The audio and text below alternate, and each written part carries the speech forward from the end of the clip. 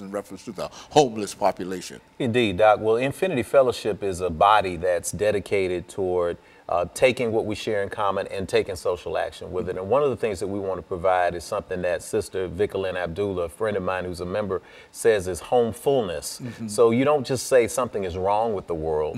You find a way to fix what's wrong with the world, and you do it affirmatively. So Dwayne Jones, who's a buddy of mine from Memphis, Tennessee, and I had traveled to Haiti to do work there. We built some housing there. We built some tent cities there.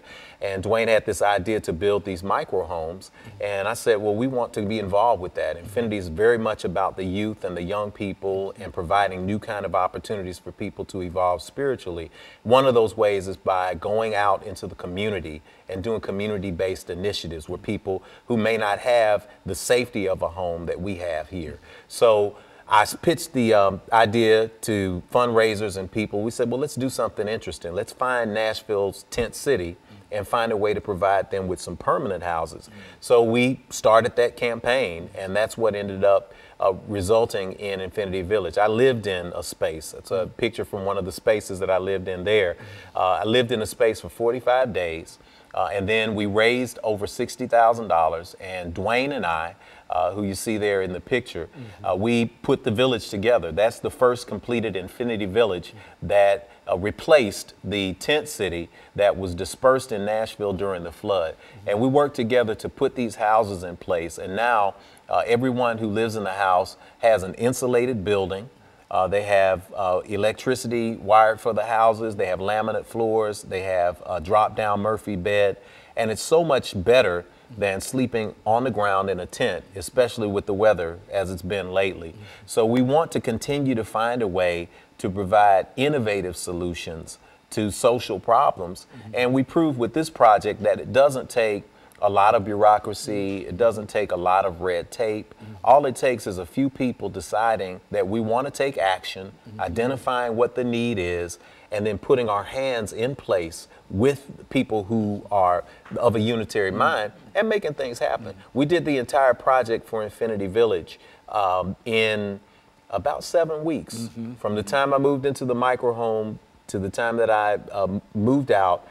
It took us 10 days to build 6 homes, and we worked pretty much around the clock during those 10 days, and we put them in place in August of 2015.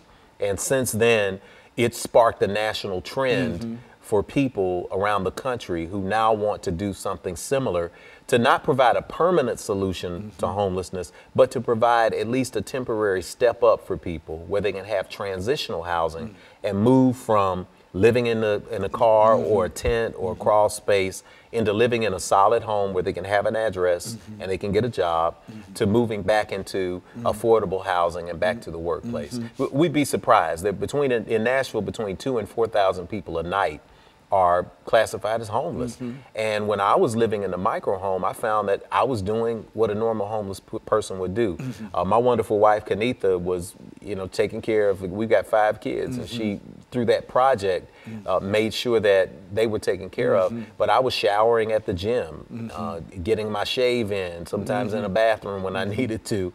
And I met people who are going to work every day in corporate America, wearing suits, doing what they need to do, who were showering at the gym, eating lunch at work, and then going home at night and sleeping in their car, and people didn't even know it. And so they would come to me and say, thank you for doing something about this, because you'd be surprised the number of people in Nashville that look really good but are struggling.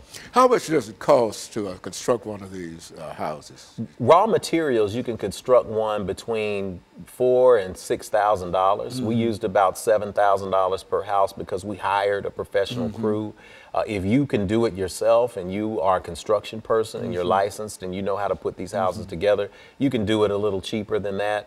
Some people call for volunteers to do it now. We didn't want to use volunteers in this particular manifestation because we wanted to make sure that we could stand behind the construction on every house. And sometimes when you have volunteers do mean well, but they might, cut short on a measurement and, not think that when the wind blows, that little half-inch gap is going to make a difference between where the house is standing or falling. But what you're saying here is that you found a way that you can economically supply a need that is, and that's much greater